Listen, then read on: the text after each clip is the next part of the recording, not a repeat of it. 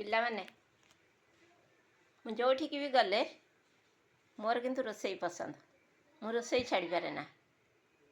ରୋଷେଇ ଗୋଟେ ଝିଅ ପିଲାଙ୍କର ଭୂଷଣ। କାହିଁ ଛାଡ଼ିବି?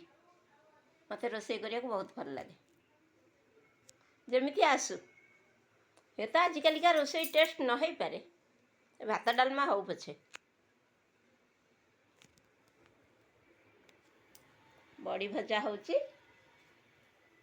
ଶାଗଟା ଯେତେ ଗୁଣ୍ଡ କରି କାଟିବ, ଶାଗ ଚୁନା ଚୁନା କରି କାଟିଲେ ଭଲ ହେବ। ଆଉ ଡାଲମା ହେଇଛି। ବଡ଼ି ଭଜା ହେବ। ବଡ଼ି ଭଜା ହେବ।